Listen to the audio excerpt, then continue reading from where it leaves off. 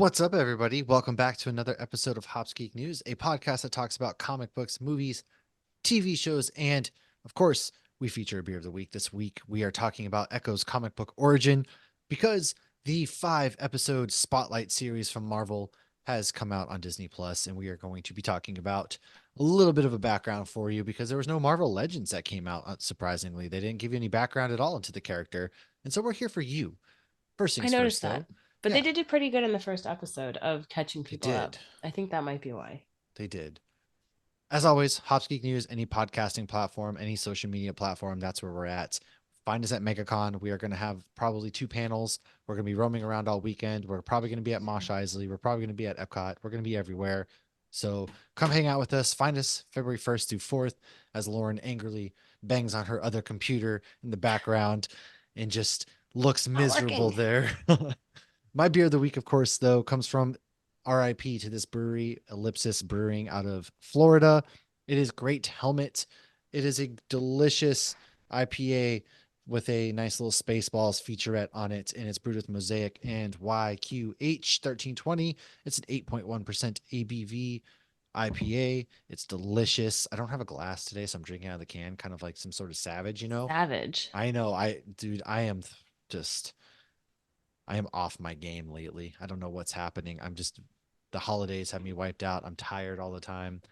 Uh, it's crazy. It's crazy. So, are you drinking anything? I know you're not feeling well and you're having computer issues. I went out there and I was gonna grab a water and I was like, or gonna grab a beer, but I was like, I'll be smart and get a water. I feel like this whole like dry Wise. January thing like nipped me in the ass because I'm like, fuck dry January. I'm not doing that. And then And here you then are. here I That's am kind of drinking water because I don't feel 100%. honestly, that's kind of where I was at too. Like, I'm not doing dry January. And then last week, I didn't drink a beer until Sunday during the Packers game. And then this week, I was like, I'm not even necessarily feeling a beer, but now I kind of was like, all right, I'll grab one. I'll just sip on it. If I want to finish it, great. If not, then it's how it's. I don't know, man. It's everybody's getting sick. I think with like the getting darker earlier and the cold, and it's been rainy and stormy lately. I'm just kind of Well, I off wanted my to game. make a michelada, but then I went out to the kitchen and the kids are like making a gingerbread house that I bought a couple weeks ago that we never did. And Josh is out there making dinner, and I'm like, Never mind. I don't even want to get all the stuff out and yeah, make a drink. Get out of here. Yeah, it's okay. You know what? Because we're saving ourselves because dude, we're gonna be at MegaCon soon. We're gonna be at breweries. We're gonna be meeting up at breweries, potentially with some friends of ours, comic book creator friends and all sorts of friends, maybe have a brewery meetup. So we're gonna be doing that. So let's go into what we've been reading or watching. I this week have read Thunderbolts issue number 2 from Marvel Comics with our friends Jackson and Colin Kelly, Jackson Lansing and Colin Kelly, excuse me. They This issue pretty much has Bucky and Natasha and Yelena. They consider themselves a thruple in this case. They're going to a very big gala where surprise Kingpin is at, and they're stealing money from him. Uh, Very good issue, very colorful, very beautiful. I also read their Outsiders from DC Comics. That's a very weird story. This issue 3 went into the brain of Bruce Wayne, Batman, which was very just off the wall and strange. I highly recommend that. I've read Transformers issue number 4 from Daniel Warren Johnson and Skybound. Man, this issue action packed to the brim.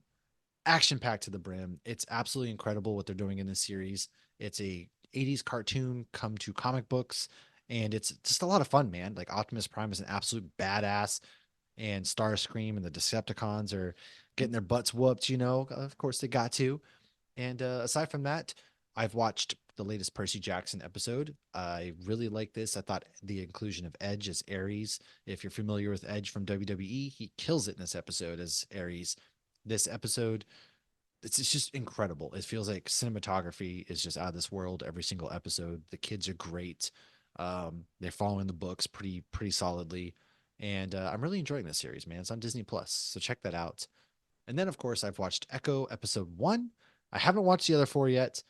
Only episode 1 because Percy Jackson came out the same freaking day as Echo, and so I was like, well, I gotta watch Percy Jackson first. And Echo, though, so far, episode 1, I thought the fight scene between like her and Daredevil was freaking top notch, man. Like that whole fight I was sequence was surprised they insane. released those on the same day. I am too, honestly. Like it's kind of strange that they did that. just with Yeah, a how lot of people are going to be popular. watching both of those. Yeah, and I'm old, man. I wasn't staying up. So, one thing I really liked about Echo, especially in this first episode, the only one I've seen, it was the use of sound. Because if you know anything about Maya, she is deaf, and so they incorporated like pure silence during certain I sequences, like when loved those scenes. And I have to admit, I watched all five. yeah, oh well, we're going to talk about it soon. But yeah, the incorporation of the sound and the lack of sound was really good, I found. And so that's what I've kind of been up to. What have you been up to? I really haven't watched other than the 5 episodes of Echo. I don't think I watched anything. I read Quick Stops. That was the comic that I did Yes. the review on for Nerd Initiative. It was the second one in telling the origin story of Mooby, the mascot. The first one is more so like fun and full of sex, and the second one is sad and full of sex. Of But course, you need sad, sexy time. hilarity still ensues. It's a great comic. If you like Kevin Smith, even if you're not into comics, I can't recommend these books enough. They're just, this is volume 2. He did the 4 others for volume 1. The 4 others were all standalone issues on their own. So the story of Mubi is still not done. So it will continue in issue 3, which I very Yeah. much look forward to reading. And of course, that's written by Kevin Smith and is from Dark Horse Comics. So head to your local comic shop and get that. And then I watched Echo. That's it. Did you what's your spoiler-free thoughts on the series? I really like it. I love the incorporation of the sign language. I love the scenes where she goes, where we're hearing what she's hearing, meaning nothing. I think it's a great combination of bringing in her culture with the badassery that she is and her childhood trauma and everything that's gone on with her over the years and why she is who she is. I I think it's been great. I mean, I've loved it from beginning to end. It's interesting to see Kingpin in a different light than we're so used to seeing him, from the Yeah. perspective of Daredevil, or, he's always just the bad guy. So it's nice to get more layers to him. Here's your Tim Stanley cameo. Tim hates Vincent DiForino. Oh my But I think he's doing gosh. a great job. I thought he kills it as Kingpin. Like I literally could not see anybody else playing Oh Kingpin my God. other And he than just him. looks like him. Like as soon as he comes out, he's just like giant. Exactly. Like he is Kingpin. It's literally insane. Yeah, and just that one fight scene was phenomenal. I cannot wait to get more of that. I hope we see her in the Daredevil show, which I feel like we Yes. will. Oh yeah, no, we're gonna get more of her without a doubt. Like I think they already confirmed that she's gonna be in some of the Daredevil show, if I'm not mistaken. Yeah, but no, I really liked it. I am happy I took sign language in high school and learned some when I was a kid because there were times where the subtitles were disappearing too quick. And Yeah, I they was like, oh, moved. okay. I was able to pick it up enough to know what was going on. I think one thing that was really cool from what I noticed in episode one was how she, of course, like she's a deaf paraplegic in real life. Uh, so like she can sign and she can sign fast. And but you could tell she was trying to slow it down in some senses, and like they were trying to slow it down Yeah. in the show, and it was kind of funny for everybody else. But like I do really enjoy how well they have. It was a really well made so far. Like again, Yeah, and it's Princess. nice to see, and you can kind of see because she was upset with Hawkeye for using an earpiece, and she was saying you're too reliant on that. You need to know sign, and it's interesting to see that because all the people in her life learned it Yeah. for her mother and for her. So I thought that was very interesting. Like to her, that's a sign of respect. If you care enough about me, then you should learn sign. And like to Hawkeye, he's being like disrespectful to himself and to anybody else who is deaf because there is a thing in the community where some people don't believe that you should be reliant on hearing aids and whatnot. But yeah, if you're fluent in it, it's crazy how fast. There was a It's scene insane. in It's the so L Word, impressive. yeah, where it was Mary. Did I mention it? I was talking to somebody about it recently. Mary Madeline, who is in like all the deaf movies from that you had to watch if you ever had to watch a movie about somebody being deaf in high school, she was in it. We had to watch some of those in sign language class, and she's dating this one girl who's hearing, but then her ex-girlfriend like shows up who's also deaf, and they get into this fight, and the hands that are just being thrown is like chaotic. And then when like because they're arguing, and then the Right. one ex leaves and she looks to her hearing girlfriend and she's like, did you get any of that? And she's like, some of it. But I mean, they can sign as fast as we can talk. They can sign as Well, fast as they can think. exactly. I mean, it's that they are talking, right? Yeah. So yeah, makes perfect sense. So But yeah, yes, I love it. I think it's really good. Well, right on. Let's move into some news. Why don't you kick us off with what news do we have this week? Well, my first piece of news, actually, I feel like we have to credit Echo for this, is that if you go to Disney Plus and you want to watch the MCU in chronological order, you will now find Daredevil, Jessica Jones, Iron Fist, Luke Cage, The Defenders, and Punisher listed in the chronological orders. Not exactly all the episodes, but when the first episode of that season starts, that's where it's placed chronologically. It would be lovely if they sprinkled the episodes properly, but Right. we get what we get. We don't get upset. My next piece of news: Barbie is launching a women in film collection with director Barbie, movie star Barbie, studio exec Barbie, cinematographer Barbie. Yeah, new dolls coming out. Oh, It's that's fun. I was gonna launching say you from put the that in my yeah, news. the Barbie movie. Nice. So Godzilla, King Kong is the new empire has been moved up to March 29th.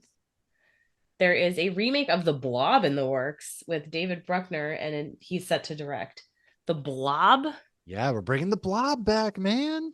Wow, I haven't heard about. I don't think I've ever seen anything with The Blob. Tom Cruise has signed a deal with Warner Brothers. He will get an office in the lot with his production company, and he will develop original franchises and movies. Oh, is he Yeah, going to be like his character in Tropic Thunder? maybe. I don't know. I know that he signed a deal with them, which means Tom Cruise has pretty much signed deals with Paramount, Warner Brothers, Universal. So he's collecting the Infinity Stones of movie sets or, movie companies pretty much at this point.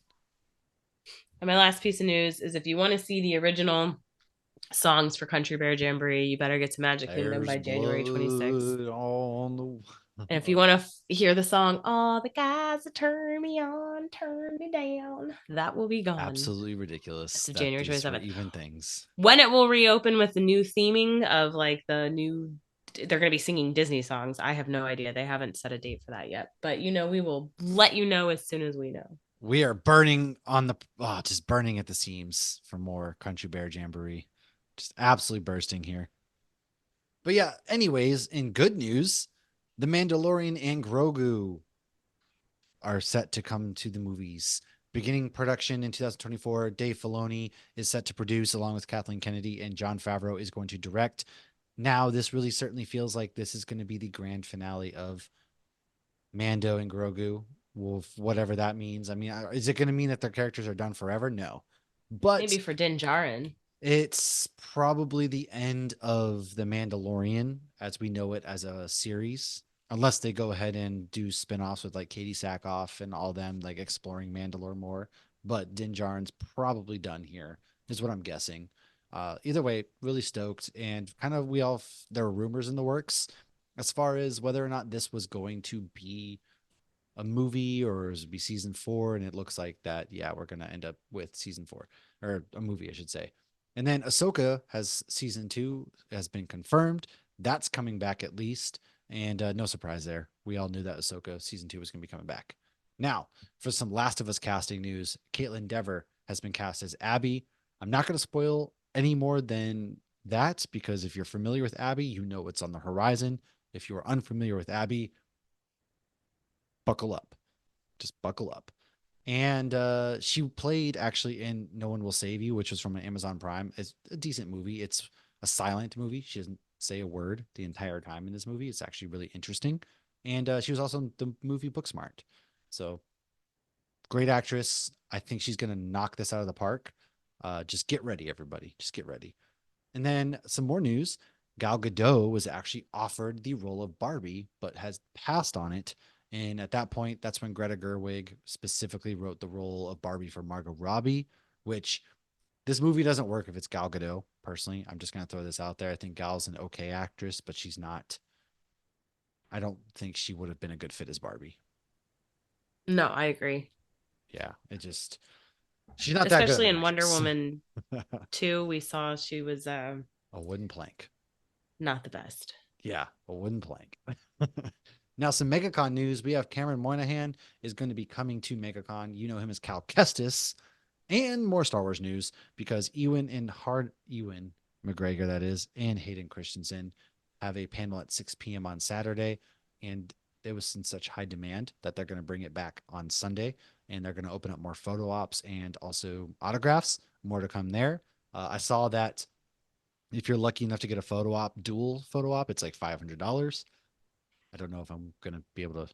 I got kids to feed and stuff, so I don't You're not going know. to take out a mortgage to do a photo op? I don't think so. However, if you want to be guaranteed a seat at their panels, you can pay for premium seats, which the cheapest is $50. Or you can just first come, first serve. I don't think we're going to be able to get into that panel. I have a feeling, unless we wait all day. Is kind of what I'm thinking. Just because Yeah, how I popular know. it is. Like it's probably one that we want to go to, but I'm not willing to sacrifice the con as a whole just to go to that panel. I know it's going to be crazy, and it's a bucket list, but man, We're gonna have to play it by ear. Well, and there was and I think the reason they're doing that, other than obviously lining their pockets more, because everybody's doing that now, paying more to skip the line, yeah, is last year there were some panels that like people were like in ridiculous lines outside waiting to get in, and once they let everybody in, there was plenty of room, yeah. but they were like lined up in the hallway still. And I do think that there was one panel that I was like, I don't know why they put them in a smaller room and not in a big. Like when I went to Utah, I was surprised at how big all of the Oh, rooms the were. room was huge. Yeah, all the panels we did at FanX Yeah, out so in there's Utah. some in Yeah, MegaCon that aren't as big as the actors is, the type of crowd that they would bring in. it's like kind of like wild to me too that we've become so pay for everything that we do in life. Like we're already paying, you know, crazy prices to get into the con, deservedly. Like cool, and then you want to pay if you want to do a photo op with somebody. It's at least $100 And most likely, parking now is a and extra $120 yeah, if you go all 4 days. It's ridiculous. parking's expensive. The food's Parking used to be expensive. $10 a day and you paid when you got there. Now you have to pay ahead of time. Fortunately, we go with a group and we are able to, like, Tabby already bought Saturday and Sunday parking. Yeah, see, that's But it's nice. it's absurd. Yeah, It's and Kaylee was working one year, so we were able to park there. And it is really crazy. Everything that we do in life is just so pay, and it's yeah, it's dude, we're getting priced. It ridiculous. just is so depressing to think about because it's like you're pricing people out. Like this is fun, but I feel like Comic Cons have also lost their way in a sense of it used to be about comics. It used to be Now about they're for like everybody, now it's which is good like and I'm bad. great by all means bring actors and actresses and voice actors and actresses in. However, it's gotten to a point where it's like you're forgetting about the other half and then everything's just so expensive. Like I'm not going to be able to pay $486 to get a picture with Ewan and Hayden, and then like you want me to do all these other photo ops and just everything there. It's just it's crazy, man. You know, and then not to mention I also have two Comic Cons coming in March, like GalaxyCon Richmond and then uh Awesome Con in DC. So it's crazy. I'll leave it at that. So I'll get off my soapbox. Let's go ahead and dive into the comic book origin for Echo, aka Maya Lopez. We will be back after a word from these artificial sponsors that we have. All right, welcome back. Like I said, we're going to be talking about Echo's comic book origin. And the description for Echo on Marvel.com is that the deaf Cheyenne Latin American warrior known as Echo uses her photographic reflex abilities at first for vengeance in Hell's Kitchen and then as a new Avenger. Now, Maya Lopez, aka Echo, was created in 1998 by writer slash artist David Mack and Joe Quesada, and first appeared in Daredevil number 9 through issue 15, which is a really, I cannot sit here and tell you guys enough. Read that run because it's so beautifully done. It opens up with Matt playing the piano in a somber mood, and there's a lot of really beautiful imagery there of Echo. Maya was also playing the piano. They got like her dad in the background, a picture of him. There's musical notes all around. It's this one is very emotional. It's a very emotional comic book, so I can't speak enough about that. But why don't you go ahead and dive into her powers real quick? So her powers are that she can mimic any physical action she sees, making her an incredible acrobat and, person great in a fight. I always say that one word wrong, so I'm just going to skip it. She is also a pianist and a ballerina thanks to this skill. And since she is deaf, this ability also helps her lip read and verbally communicate to an extent that deaf people generally cannot. Her profession is as a performance artist slash adventurist. While she's in New York in the MCU, the comics have her based in LA. Much like we saw in Hawkeye, she was born deaf, and her father, Willie Crazy Horse Lincoln, did work for Kingpin.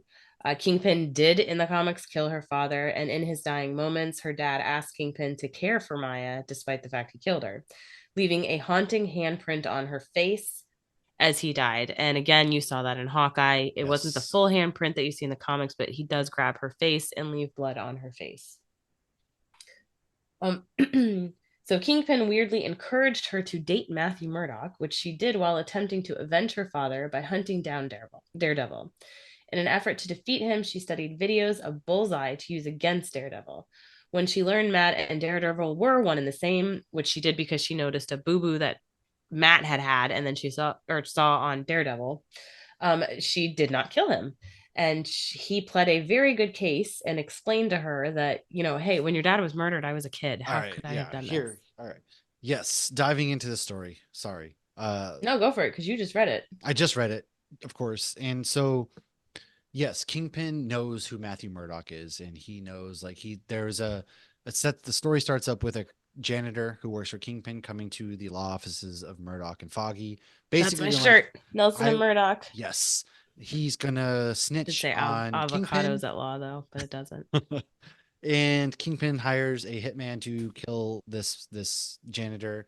That happens, and so from this point, like Murdoch's out there as Daredevil fighting people. This is when he sends Echo after Matt, and he basically sets up Matt with Echo to kind of get close to him to blow the case or hurt him and all that kind of stuff. And the wound that Matt sustained is from the bullet. It grazed his cheek as he was too late to react to the bullet that killed the janitor. These two go back and forth fighting, but he also likes it's really beautiful because he recognizes her perfume. Now in the comics, she's a lot different Mm, than you see in the show. So in the comics, she's very like feminine, if that makes sense. She's like skimpy dresses. She dresses very provocatively to get more so like Matt. Elektra. Yes.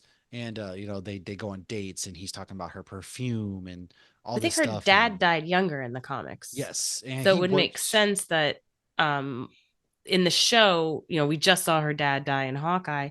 So she's still grieving that and she was just completely, raised by her dad. And so I feel like that makes sense where she's had to put on just this rough exterior and nothing else. And she's had no feminine influences in her life. And Oh she's yeah, I just, mean, been raised to be basically a gangster. he was raised to be a hired hand essentially. In the Yeah. comics, he is shot by Kingpin.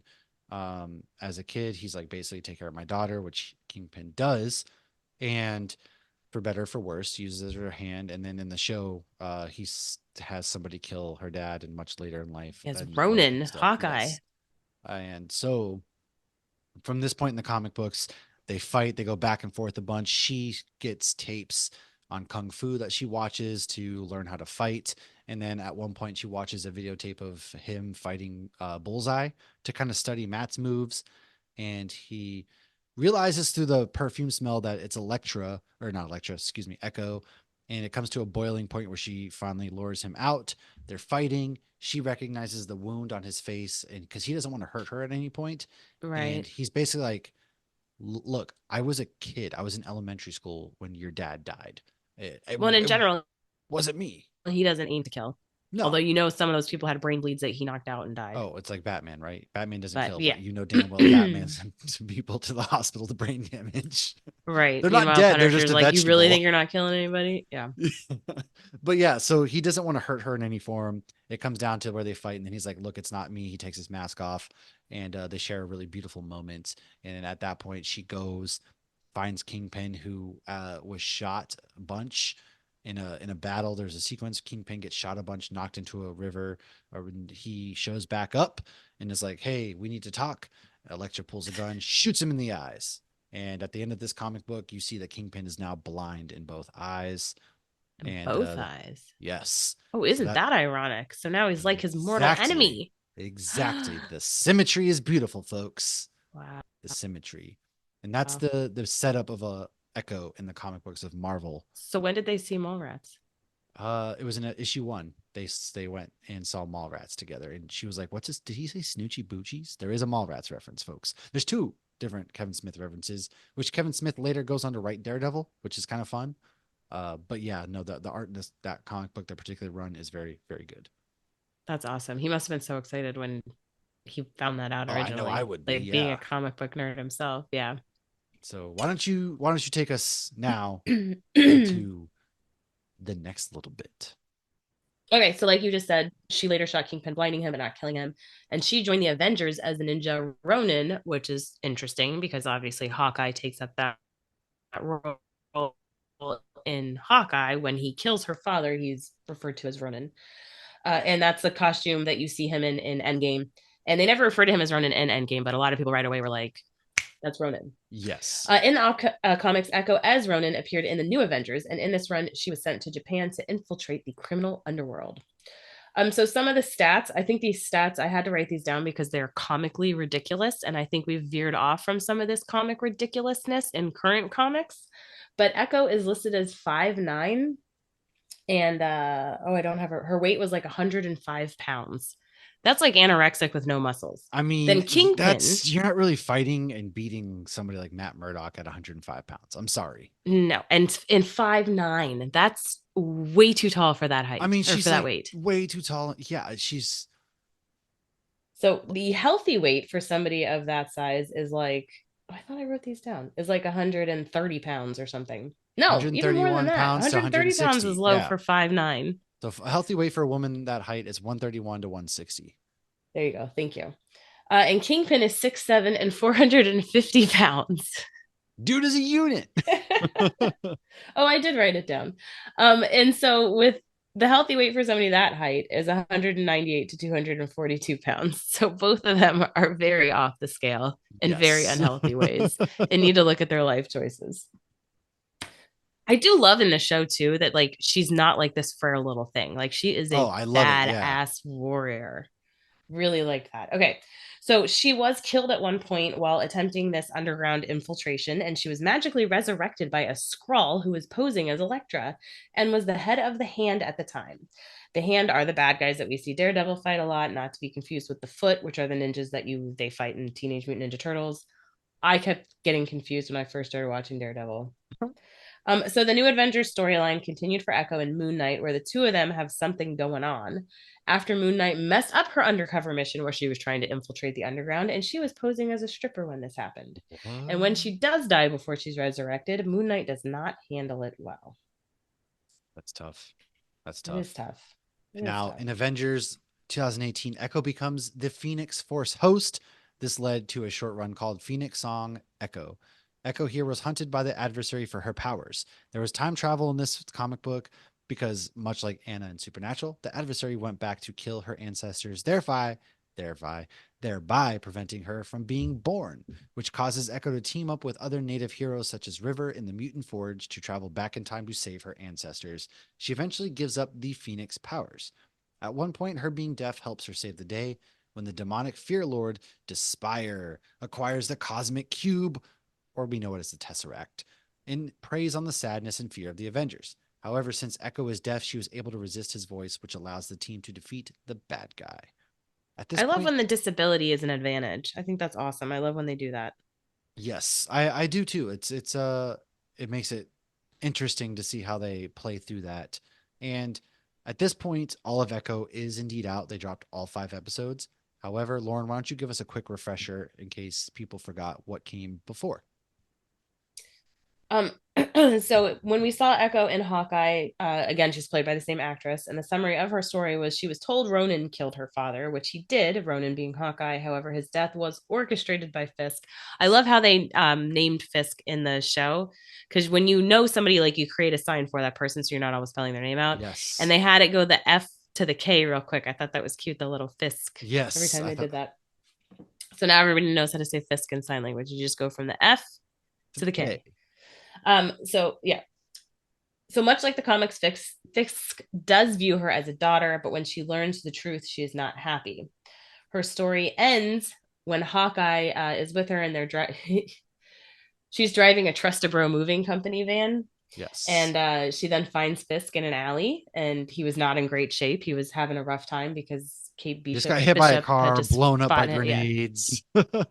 I mean, but when you're 450 pounds, you can usually Dude, take it absolute all. tank. Absolute tank.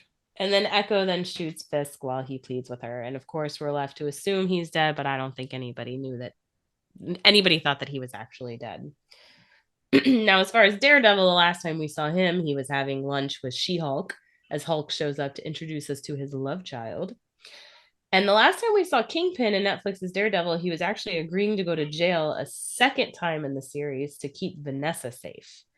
So, all of that, I believe, has happened way before this because if you go to the timeline on Disney Plus, obviously Echo takes place right after Hawkeye, and Right. all of this seems like it's much after Daredevil. So Kingpin must have gotten out of jail again. They don't really explain that. I kind of hope they But go then, back and do explain this. yes, because there is an end credit scene for Echo, and I will not spoil that. Oh, But it made me want to go back and rewatch Daredevil because I thought I had remembered something from that was connected to that end credit scene, but then the timing wouldn't necessarily make yeah. sense. Wait. So I need to go rewatch Daredevil. Oh, okay. I'm sorry. I saw your notes and was like, wait, you spoiled the end credit scene for me. But no, it's where we last saw Daredevil, which is the end credit scene having family lunch with She-Hulk as the Hulk shows up with his His love love child. child. Would you Yes. think I that was was the end like, credit scene? There was a love child. well, I thought like there was a love child of She-Hulk and Daredevil, and I was like, dang. Oh, that would I be was like, fun. hell yeah, okay.